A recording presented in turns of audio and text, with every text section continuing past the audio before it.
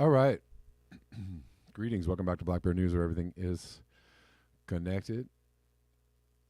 Thank you, Obsolete Optics, for the super chat. I appreciate you. Starting off the show on a positive. We're live on Rockfin 2. What's up, Rockfin people? We're live on Callin 2. What's up, Callin people? Excuse me. Anyways. We're getting into this and that today. And thank you all for hanging out with me today. We'll see what we can get into for about an hour or thereabouts. And now, this is a common topic on the show. Maybe we'll get into this after I... Hold, please. After we talk about fires in Chile.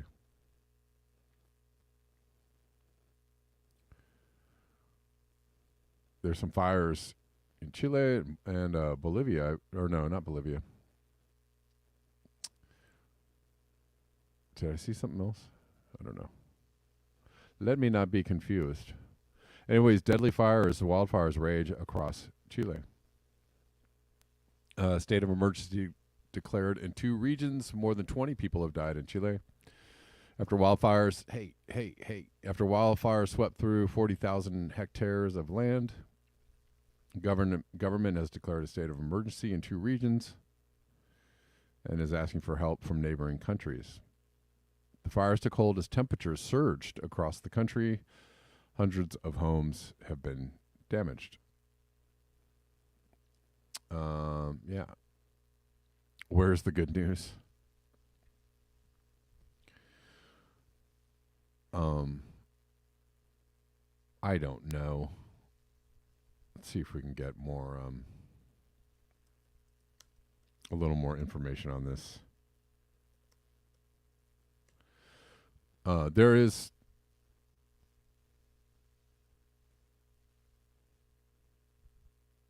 Oh, wow.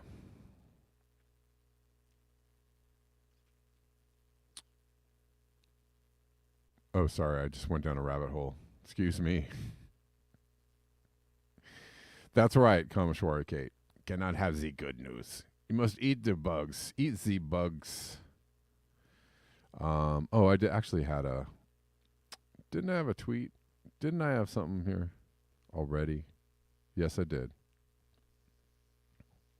I was like, I already had something about this. Here we go. Scott Duncan.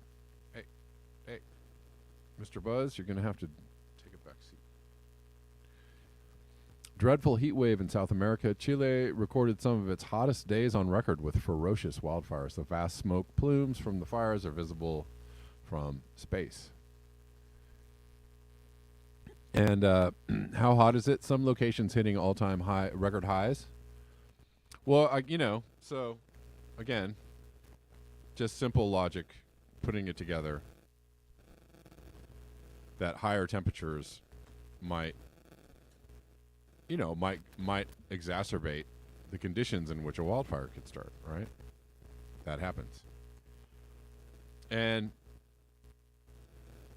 even though people have a lot of theories, and there's, we've talked about the wildfires in California and other places on the West Coast over the last few years, they've been very, very bad. Lots of, people have ideas about how those fires started, who did what, and who was firing the space lasers and stuff, or intentionally setting these fires and stuff, or whatever. Okay, it's fine. I'm not against having theorizing or having, even if you have like really good information on that. I want to be the first to know, but the conditions in which the fires started are a factor, a very large factor in the fires getting out of control and going out of control, burning all the houses down, killing the people and whatnot, right? Making, uh, making the area a hellscape. Sorry, let me not get into playing with this cord. Anyways,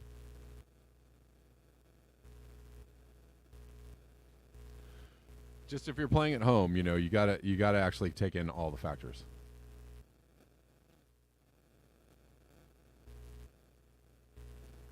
Environmental Coffee House has worse than news than me.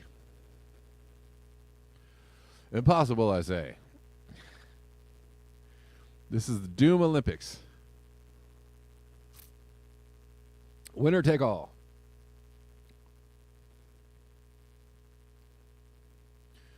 Nadia says +8 anomaly in Ushuaia. I don't know how to say that. Ushuaia? Is it a lot different from +8 anomaly in Navidad?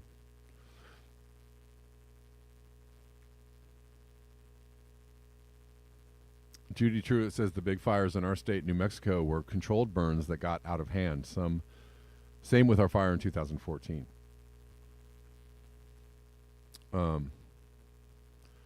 Make it really dark show. Okay.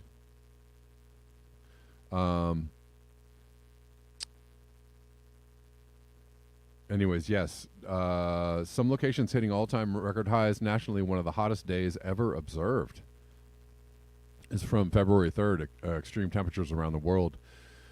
Terrible heat wave in central Chile with third hottest day in the country's history. DCP main stations, Chillán, 41.6 C, all-time record. Concepcion, AP 34.4 C, all-time record.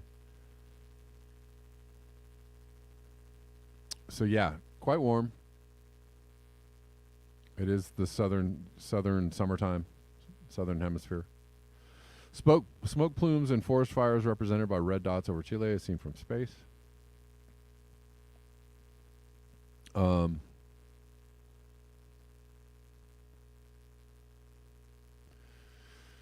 Yeah.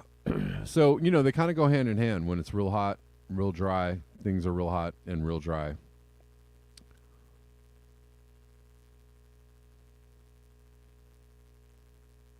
Ushuaia. Okay. Is that right? Is that closer? Ushuaia. Got it. Thank you.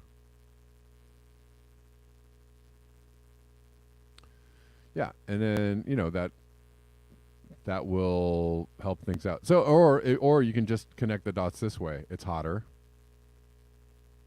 Climate change is making the earth hotter, drying out the foliage, drying out the land, et cetera, et cetera, et cetera. Making conditions for really bad fires to start or get out of hand.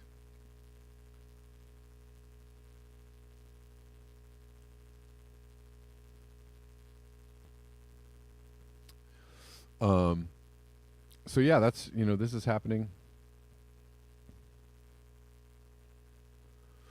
Aerial shot of the wildfires in Chile.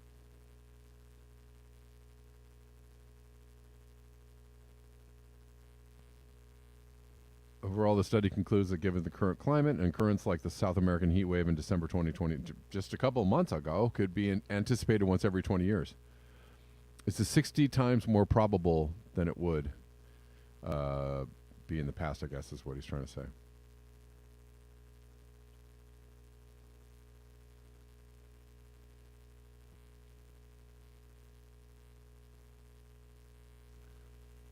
Anyways, so I don't know. Should we watch this little? Did we watch this before? This little GIF, heat GIF. All right, the gang's all here. Very good, very good. What's up, Rockfinners? We got some more Rockfin peoples. Dr. Kevin Von Doom. Major Tom, thanks. Basil says minus 10 yesterday. Today it is 40 Fahrenheit. Wow, that's quite a swing.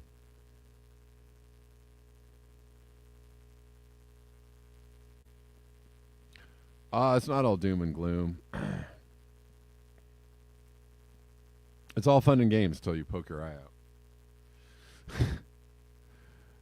out.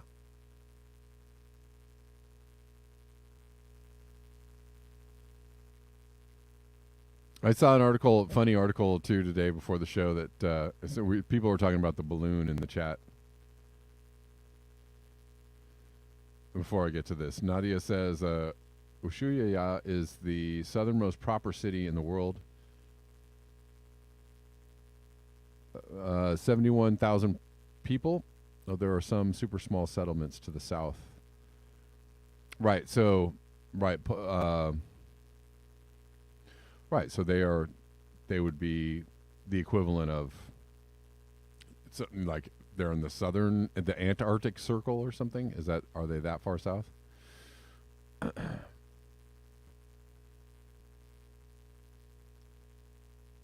All right, Andre, I hope you get filled up with tea and hopium. Sounds like a good time. You know, it's okay if you want to go out and pretend everything's normal. Just, you know, just living like a normal dude.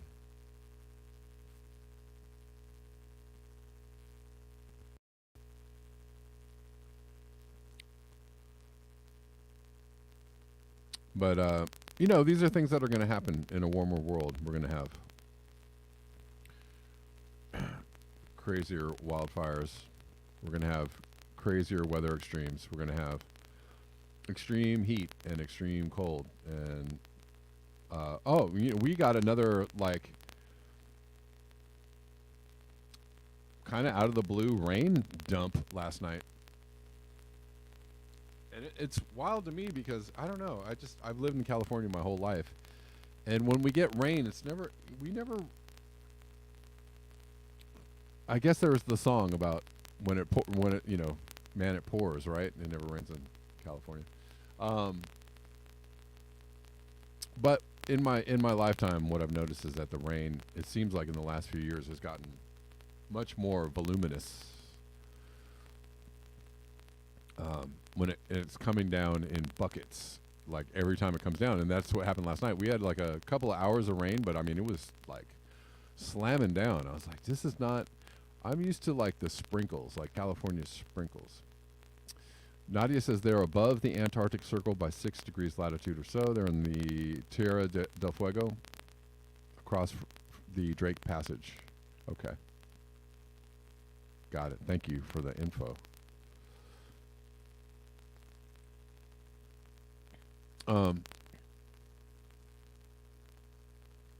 Anyways, I saw a funny article about, well, when Trump was president, 3 Chinese weather balloons went across the sky, and he didn't even say anything.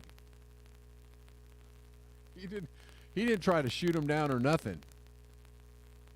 Oh, weak ass Trump. That's what this article was saying. He didn't even say anything to anybody. Really? Wow. Because my God, what a calamity it is for a weather balloon to go across the sky. What are we going to do? Should we shoot it down? I mean, but that was some funny times right there.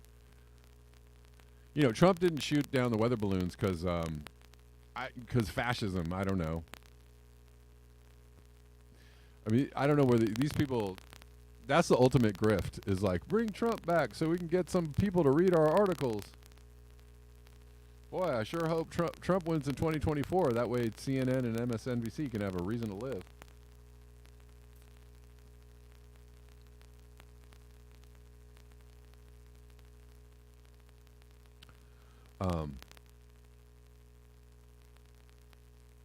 Anyways, the balloons.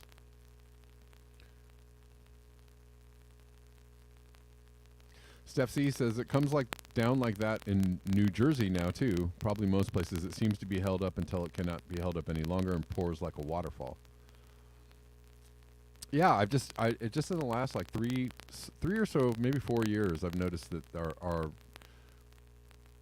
all of our storms are incredibly intense. It's just not. We don't get the light, little misty.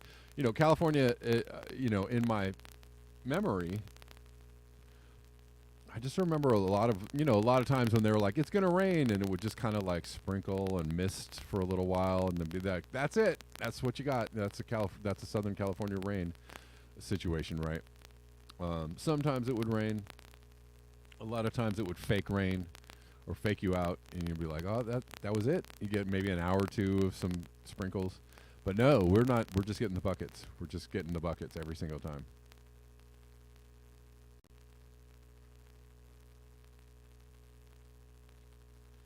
Scott Andrews, do you think Trump would be less dangerous than DeSantis? I don't know about DeSantis.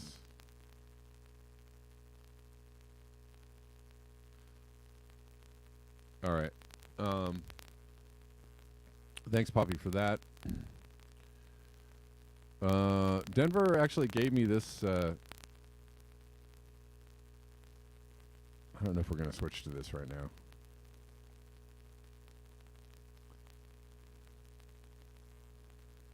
We'll go with this. We'll go with Robert Kennedy, Children's Health Defense. And there's, people are out debating the overpopulation thing. They're out there on the Twitter, and they're debating the overpopulation. And, anyways, it may not even matter because this is, nature coming in for the win, I guess, or coming in strong. I don't know if we'll call it a win. I don't know. I'll stay out of that one, I guess. I mean, I do believe we're an overshoot. Okay, I'm not saying that we are not. I believe firmly we are an overshoot, and that we're on the precipice probably of a bad time due to the overshoot. But it may be that nature will be helping us out, helping us out. We won't have to make any decisions along those lines, or we won't have to come to any conclusions. We won't have to come to any agreements, like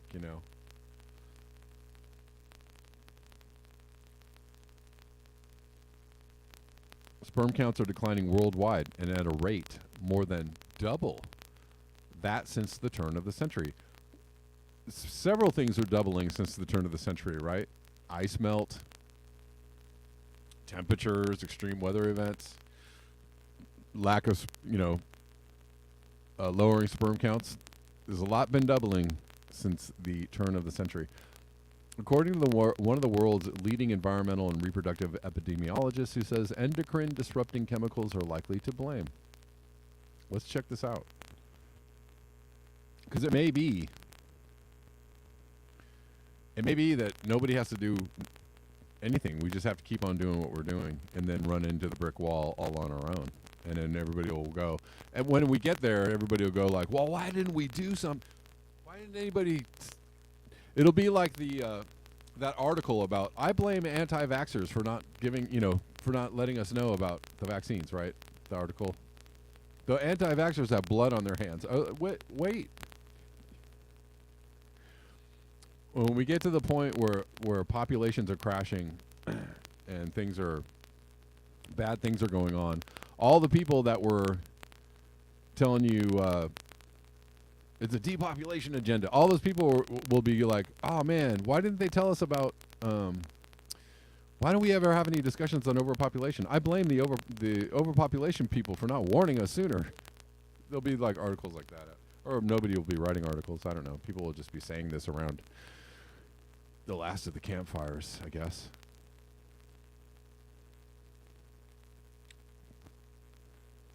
The overpopulation people have blood on their hands for not talking about this sooner, or not trying to come to let us know. Maybe it was bad. I don't know.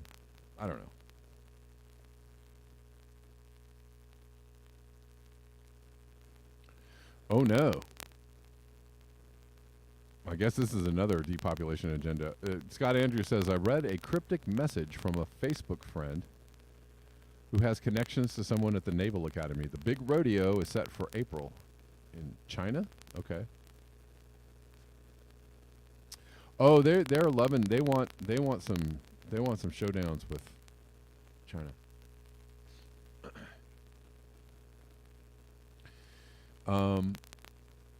But let's read this a little bit. Plastics, a big factor in rapidly declining sperm counts, experts say. Sperm counts are declining worldwide and at a rate more than double that since the turn of the century. According to one of the world's leading environmental and reproductive epidemiologists who says endocrine disrupting chemicals are likely to blame.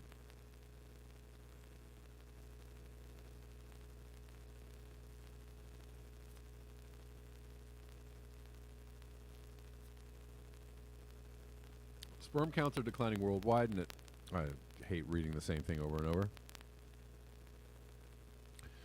According to Shauna Swan, PhD, author of Countdown, How Our Modern World is Threatening Sperm Counts, altering male and female reproductive development, and imperiling the future of the human race. Sounds kind of doomy. Oh, we have crackling? Crackling? Sorry.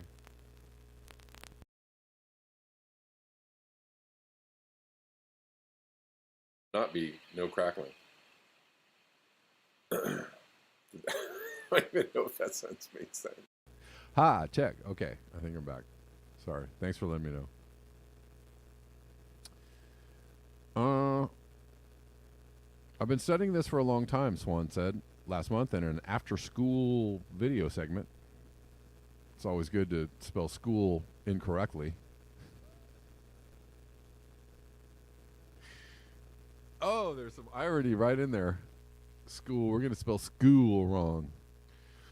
Get you some schooling. All right. And an after-school video segment, and I and my colleagues published a paper in 2017, which went viral when we concluded sperm counts had declined over the past 50 years. We decided, because of the great interest in it, that we should expand that paper and bring it up to date. Swan said the updated and expanded paper was published in Human Reproduction Update. Sounds like a eugenicist rag to me. What are they up to at Human Reproduction Update? I want to know. Inquiring minds want to know. Anyways, it was published in November 2022. Swan said 7 more years of data doesn't sound like very much when you have had almost 50 years, but it's important because it's now, and people are most concerned about what's happening now. In their new analysis, Swan said she and her colleagues found 2 really important things. First, recent studies from South America, Asia, and Africa confirmed the decline in sperm count Swan reported in 2017 was not just an issue in North America and Europe. Now we can say that our finding of a significant decline in sperm concentration and count is worldwide. So that was a big change from the 2017 paper. Good to know. Second, the new analysis shows the rate of decline is accelerating. Since the turn of the century, the rate is 2.64 per year. That's more than double 1.16, which was the prior finding. Toxic chemicals in plastics, likely culprit behind the decline. What's causing the decline? That's the question on everybody's mind, Swan says. The cause can't be genetic because genetic changes take many generations, and we're looking at a little over 2 generations now, Swan said. Environmental factors, especially exposure to phthalates, bisphenols, and other toxic chemicals likely play a big role. Swan said, for example, phthalates used to soften plastics are endocrine disrupting chemicals. I've heard a lot of discussions. I've heard a lot of discussions on the endocrine disruptors, and it is a very scary discussion. And the endocrine disruptors are not just in plastics; they are everywhere. They're on the receipts you get from the store. There's a chemical on the receipts. It's an endocrine disruptor. They're like everywhere. Like everywhere. Endocrine disruptors are everywhere.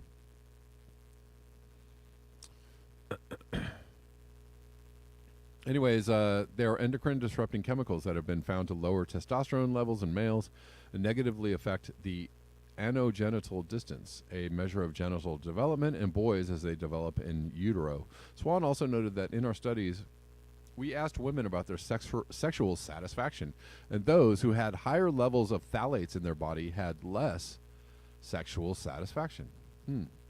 Moreover, there's a whole literature on how testosterone is an essential for libido. So what is happening worldwide, Swan said, has consequences not only for population size, but also for population satisfaction.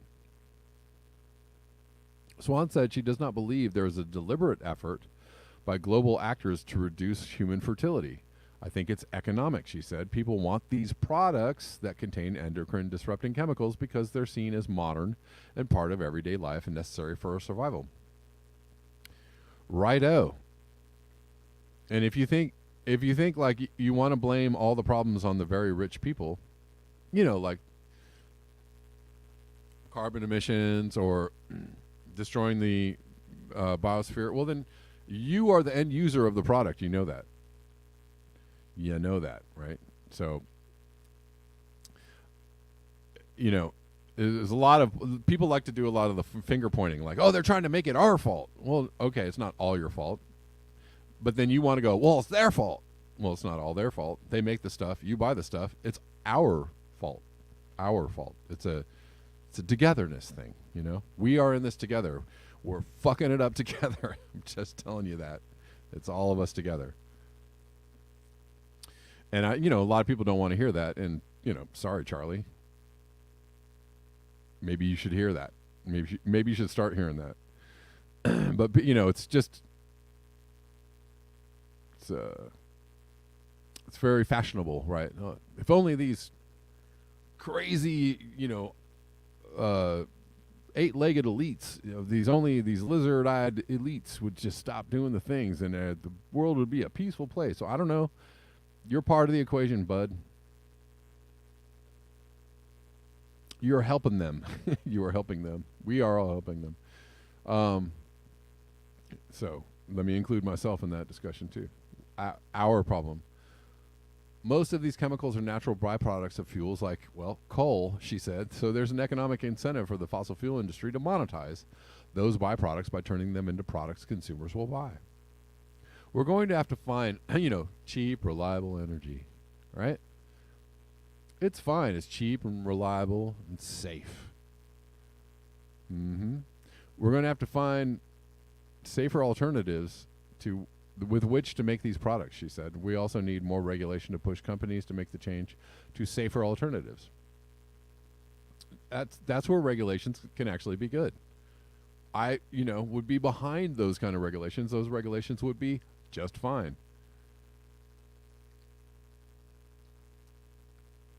As it is now, companies have no financial incentive to change. They would have financial incentive if you stopped buying their shit.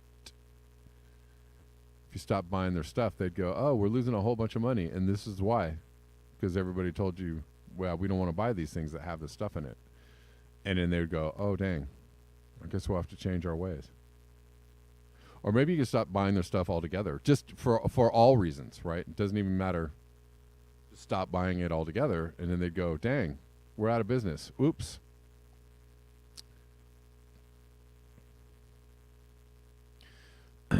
You look at research agendas all the way up to the NIH, and you know what wonderful characters those guys are.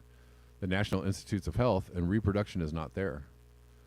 There's cancer, there's birth defects, there's diabetes, and there's neurology, but reproduction is a poor stepchild. The more we can recognize this as a societal problem and put more resources there, the better off we'll be.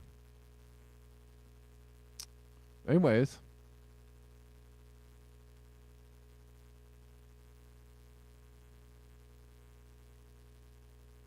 so that's happening.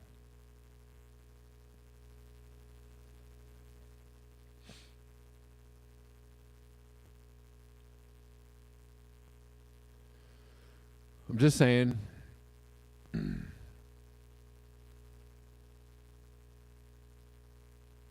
I'm just saying. Probably better look at this as our problem.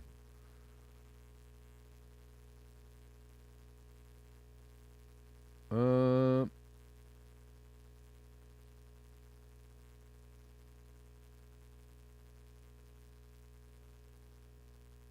really? Tim Truth is saying that ivermectin is not safe. Really?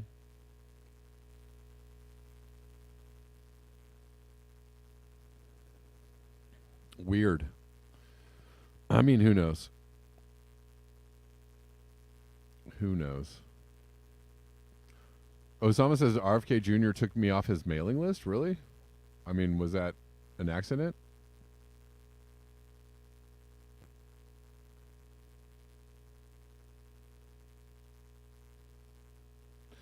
Um,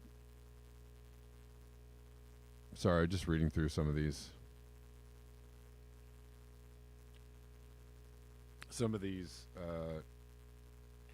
Chats here. Time for your 15th booster. No, I mean, he's actually quite anti.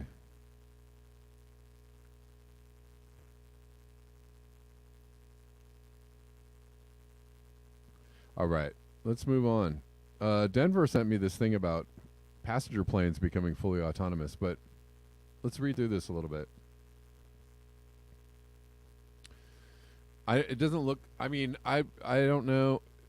Autonomous cars aren't doing so well in the moment. So I don't know. I don't know that people are going to feel. I know that a lot of airplanes fly there on autopilot, and they have a lot of, a lot of their navigation is automated and computerized. I understand that, but I don't know that people are going to be fully like cool with getting on planes with no pilots very soon. So what they're trying to do, I think, is get rid of the co-pilot, and a lot of people have an issue with that, right? We read, for various reasons. The co-pilot is a redundancy. There to back up. There to back up if something happens to the pilot, right? And so what they're trying to do now is they're actually are pushing for a one pilot crew, right? Plane crew. And a lot of people think that's not really so wise. World's biggest commercial aircraft makers seem increasingly convinced that autonomous passenger flight is a question of when and not if. Anyways, autonomy is going to come to all the airplanes eventually. Boeing CEO Dave Calhoun told Bloomberg. The future of autonomy is real for civil aviation, he added. Boeing rival Airbus, meanwhile, has been testing a suite of advanced autonomous flight systems. It's calling Dragonfly. Dragonfly is designed to enable automatic landings in bad weather, handle in-flight emergencies like an incapacitated human pilot. Really? How is it going to handle that? Ease pilots' workload while taxiing around complicated airports. Anyways, nobody's suggesting human pilots will entirely disappear from passenger aircraft flight decks anytime soon. Instead, the idea is that increased automation could lead the FAA to relax a rule requiring 2 pilots for many commercial flights. But pilots are pushing back against that in part over safety fears and in part because of the potential risk to their livelihoods.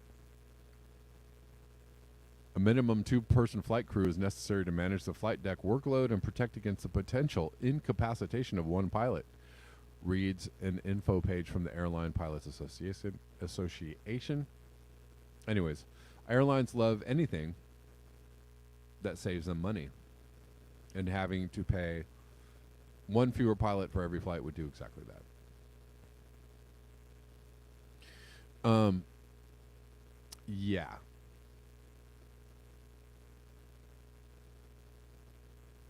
I don't know if this is going to be something that we see anytime soon.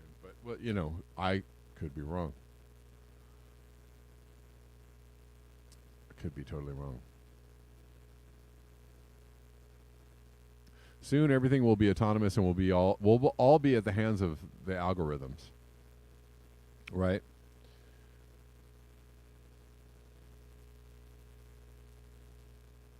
Victory Jin says RFK Jr. is pro-vax, just not for that particular one.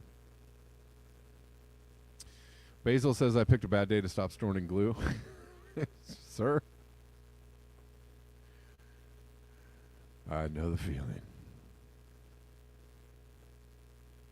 CB Unglesby says the Autoland is already in single pilot jets and have been for 5 years. Okay. Didn't know that. Nadia says, I doubt civil aviation is going to be a mass marketable affair for much longer, given that we're almost 20 years past peak oil. Yeah.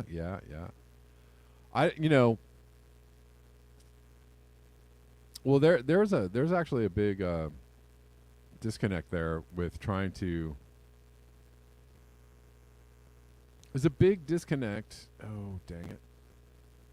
With trying to say we're gonna do better things for the environment, but still continuing to do things like encourage the expansion of air travel and and car travel and roads and building and all that stuff.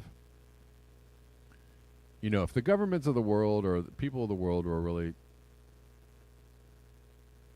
concerned about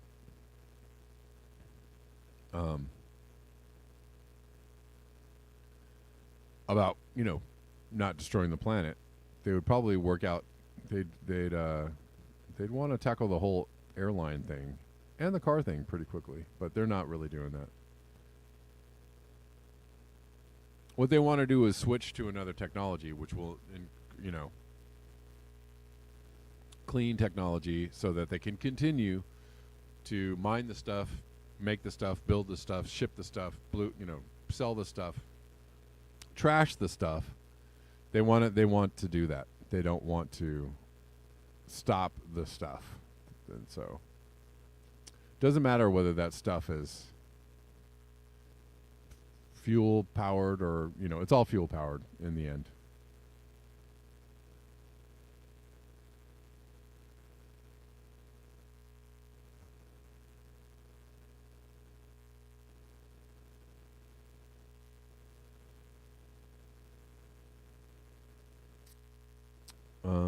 What is that? Dispersing all the gallium?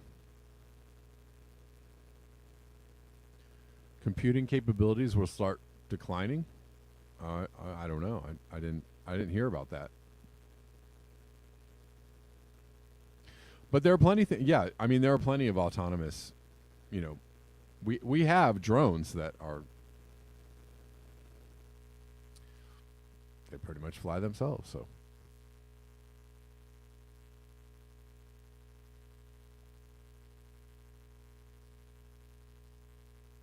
And then there's the cute little robots that are bumping down the streets in Los Angeles.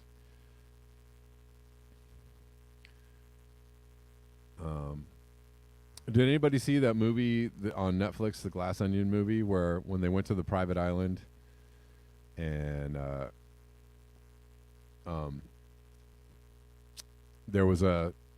they got to the private island, there was a robot, like, I don't know, pack mule, like a robot mule carrying all their bags.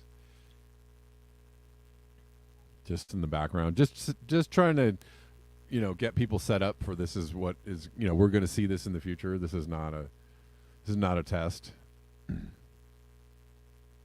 Pretty soon you'll see, those robot, like dogs or robot.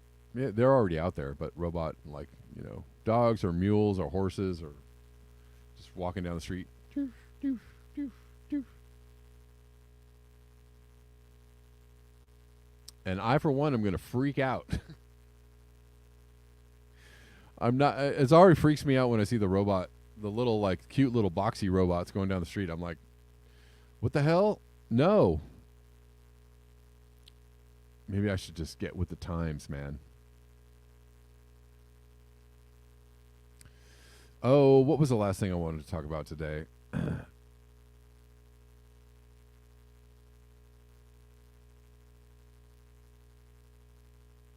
I think I wanted to talk about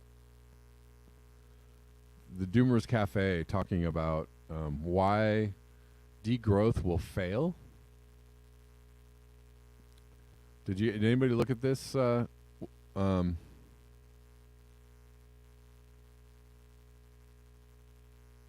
thread? Anybody see this thread? I'm sorry. I gotta find this thread.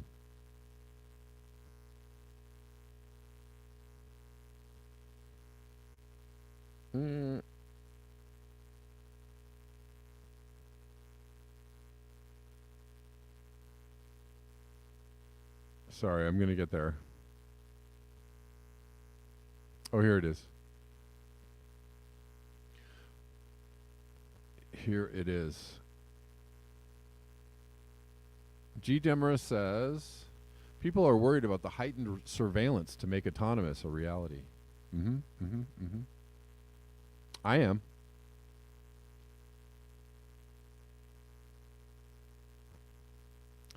Oh, let me check. Buymeacoffee.com is a good way to support the show. That's at Black Bear News. Don't have any coffees as yet today. No Rockfin tips as yet of today, but if you guys want to send me a message and a tip, I will read your message.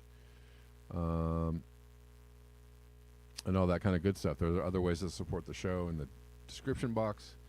Venmo, Cash App, Patreon, at Black Bear News, etc.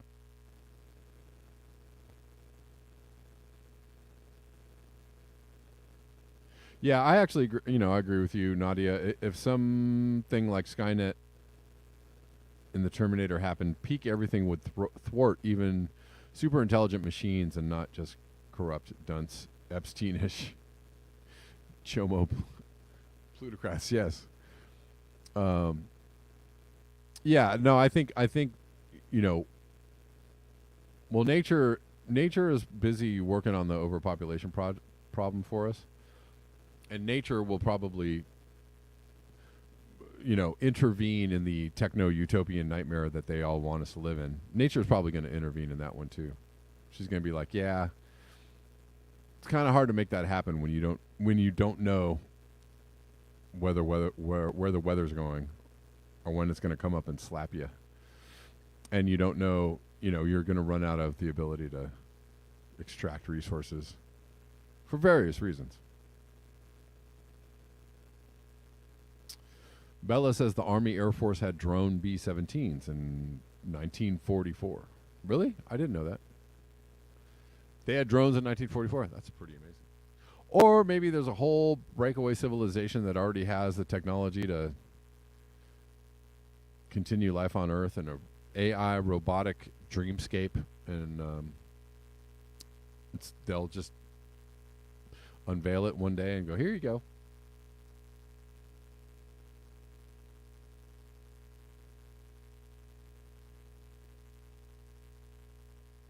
Probably not, though.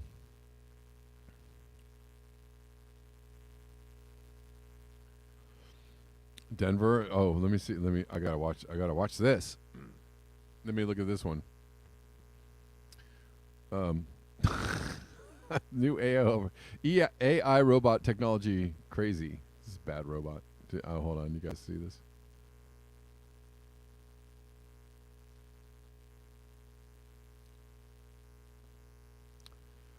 That didn't work out so well. Yikes. I mean, everybody has a little whoopsies now and again. Oh, cute. It's a robot.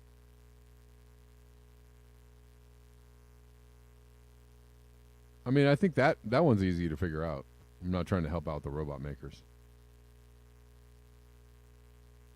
Okay, lastly, let's read this from Jeff McFarland. Please feel free to poke holes in this argument against degrowth. Against degrowth. It almost sounds like against degrowth.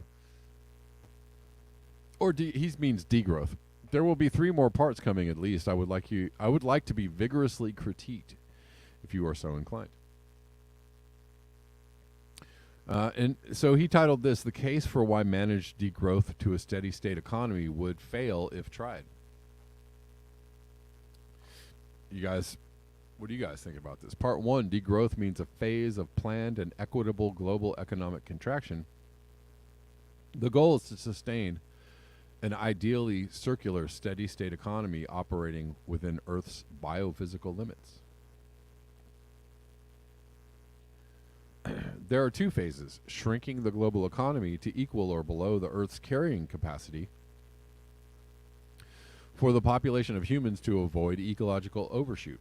Two, maintaining the global economy at or below carrying capacity while regenerating degraded carrying capacity, meaning the planet.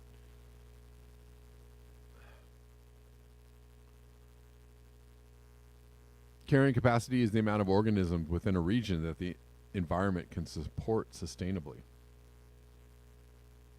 Overshoot occurs when the population growth exceeds the carrying capacity, leading to a die-off for the individuals in the population. Unstable equilibrium is a fluctuation of the population above and below the carrying capacity, changing based on the relationship between the natality and mortality.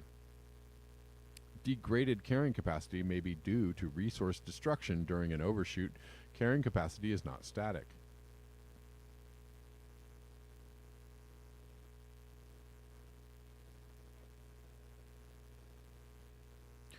Let's talk about the implications of trying such a noble endeavor. I played this clip on the show the other day. Let's begin with the psychology of a population raised in an era of abundance.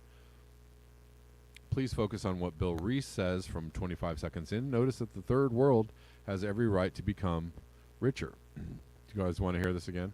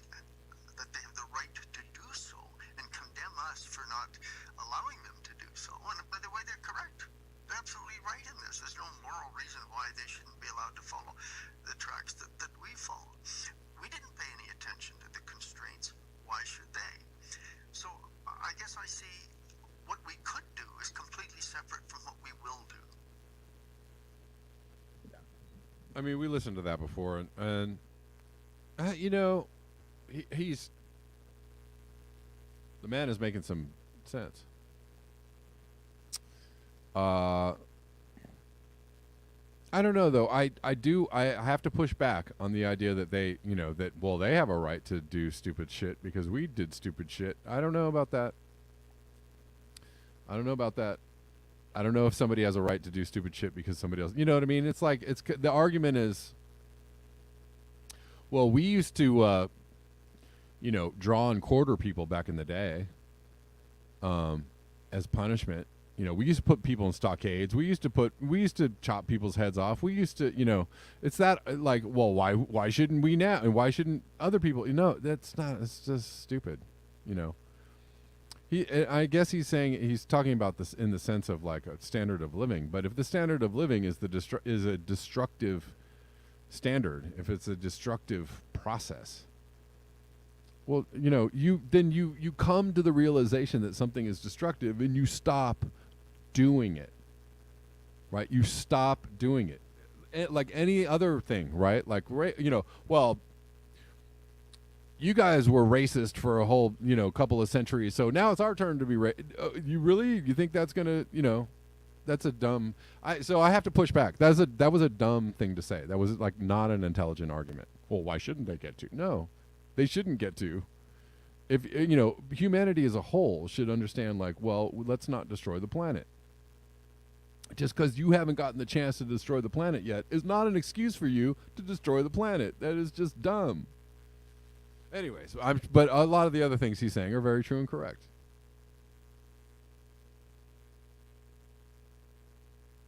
But I mean, just that is I don't know what you want to call that. That's not logical. That is not a logical thing to say. So,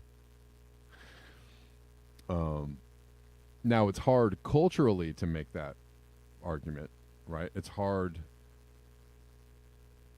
That is an argument that people are saying, well, we deserve all the things too. But that's like saying, well, Hitler, gassed 6 million people, so, when's it going to be my turn? Like, that's just dumb. I don't know. I'm sorry. Anyways, let's keep going. Even if the current world leaders zestfully begin on this endeavor, future world leaders of nation states could come to power who wish to go back to economic growth. Well, yeah. Right. They'll be like, this is for the birds. I don't like this.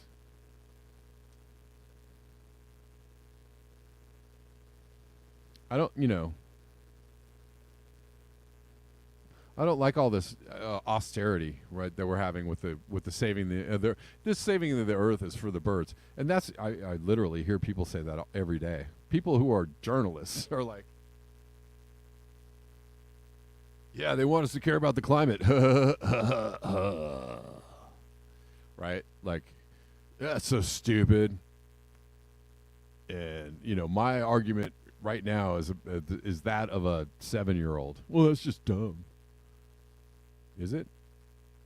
Caring for the climate is dumb? Caring for animals and plants and the place in which you live is dumb?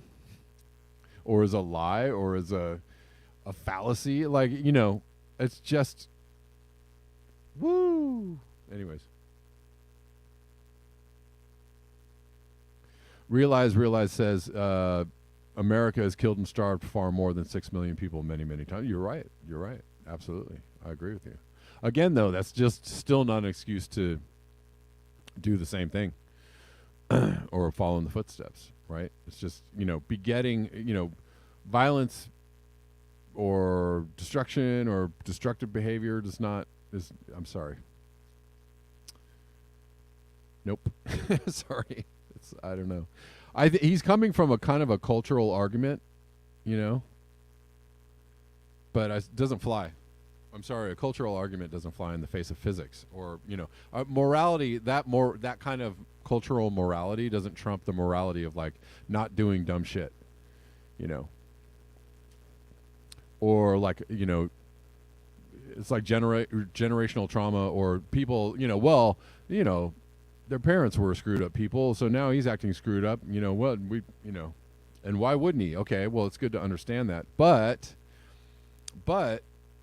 you can't allow the screwed up behavior to continue, right? You can't. You're like, oh well, I understand where all this is coming from, and all that kind of stuff psychologically. I get it, but that's not an excuse to allow it to keep on going.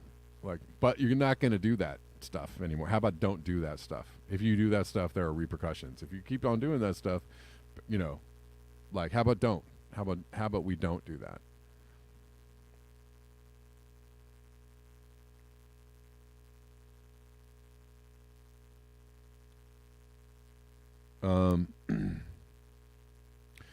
Bella says humans are not setting a very good example for the apes.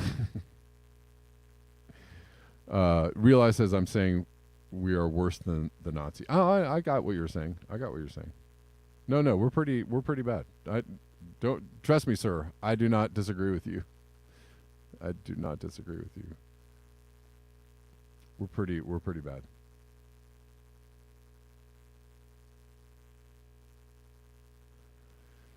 Even if the current world leaders zestfully began this endeavor, future world leaders of nation states could come to power to wish to go back to the economic growth. It will be extremely difficult to compel fossil fuel powered nuclear and armed nations states into submission. You're right. He's right about that. Nope. As long as people are like, I want it and I want to get it. You know, I want it. I want what's mine. I deserve it. You know, it's like people now. I worked hard for this money. You know, worked my whole life. I worked hard. It's my money. I deserve it. I deserve to do the most god dang stupid stuff ever with my money. My money that I deserve. You know, it's just like, come on, man. Come on. But yeah, that's how. No, I don't care about the basketball. If one nation went back to an economic growth paradigm, other nations would likely follow, even for noble purposes such as self-defense. These pro-growth leaders would be voted in democratically by the public 10 years after degrowth or centuries after. Let's discuss some of the reasons why people would want to leave a zero-sum economy and return to a growth economy. Military might is a percentage of GDP. More GDP equals a stronger military. A stronger military will be essential. It's a snake eating its own tail, right? Economies grow when populations grow in zero-sum economy. Thus, there will be strict population management policies in place. You will have to zoom into this, see this graph. We will be back. We will again be stuck in the Malthusian trap.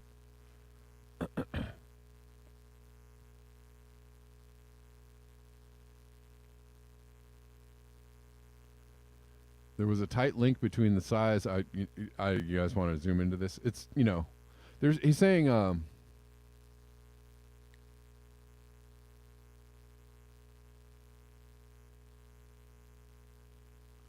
until the 17th century, the English economy was stuck in the Malthusian trap. Per capita incomes were determined by the size of the population. So when the population went down, incomes went down. When population went up.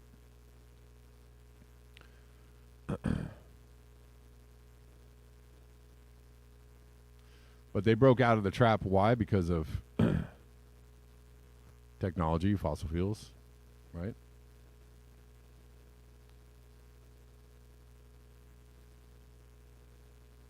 Anyways, sorry. There's a tight link between the size of the population and the level of living standards. In the very long time in which humanity was trapped in the Malthusian economy, it was births and deaths that determined incomes until we started using coal. Coal. Clean, reliable energy. Look at the graph below.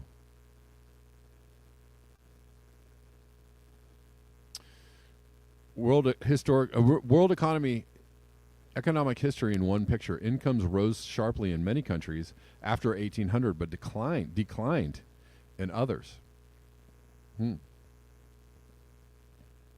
People will naturally want a higher standard of living that will be attainable only in a growth economy. It will be very difficult to resist. Economic growth solves problems that people desperately want to solve, especially as current wealth will be distributed unevenly.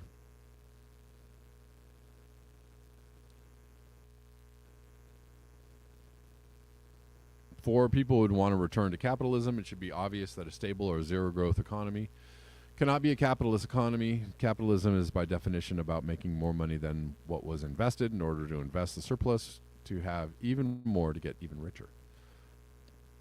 5, inequality. The problem of inequality would become acute and would demand attention. It would not be dealt with by assuming that the rising tide will lift all boats. In the present economy, growth legitimizes inequality and diffuses the problem.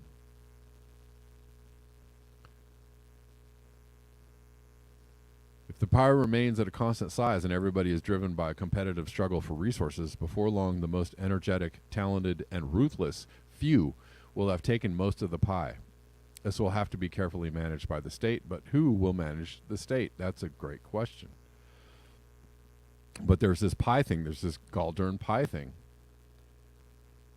And you need regulation, and you need the government to actually oversee the distribution of the pie. And when you tell people that the government is bad and the regulations are bad, well, then the pie goes back to being distributed unevenly. And then you get a new Gilded Age. And then you get It's a very big problem.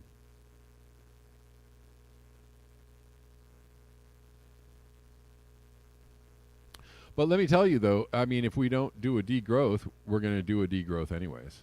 So nature will impose a degrowth on us, and it might be so terrible that we're like, well, let's never, if we make it out of it, let's never do that again. We seen the errors of our ways. I've seen them. Anyways, I thought that was an interesting thread.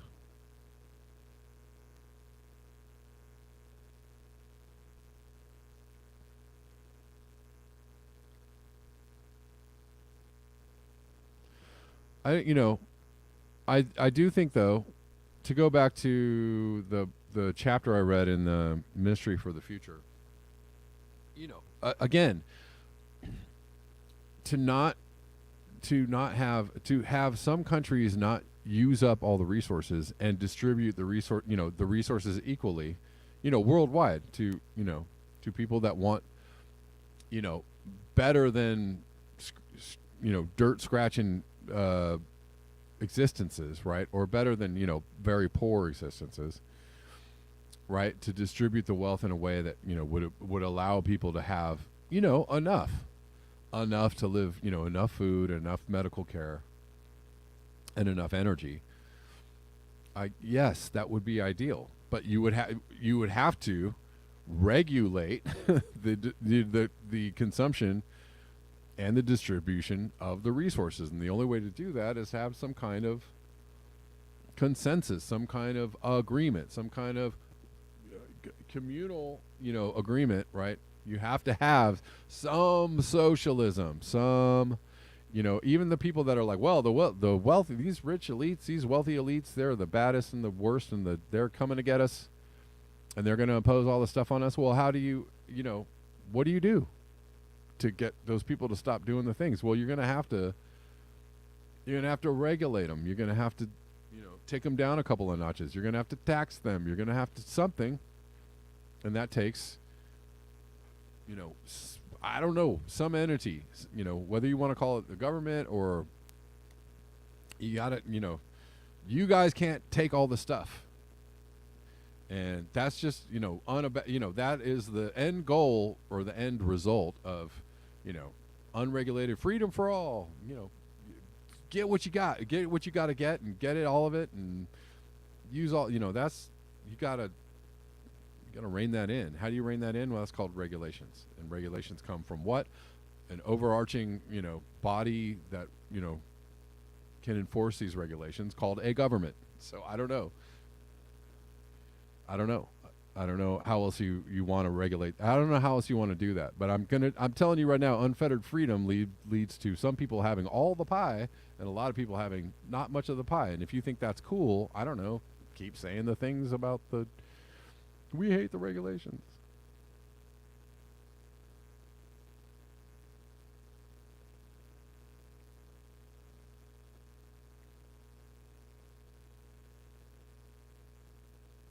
Anyways. Yeah, G. Demarest can't have a lower GDP. Try to get elected with that promise, right?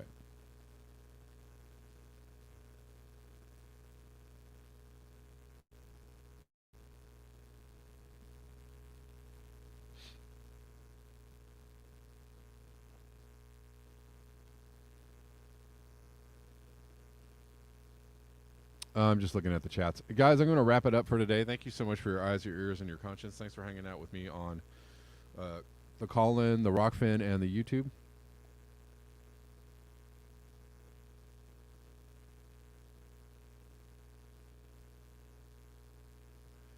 And thanks for hanging out with me on a Sunday.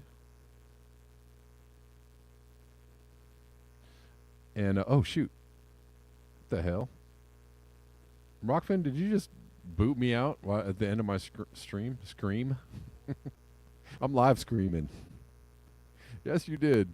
Rockfin, what is wrong with you? Man, I'm in the middle of a live stream. What the heck? All right. Coming back in. Gonna end the show. But I just want to say sayonara.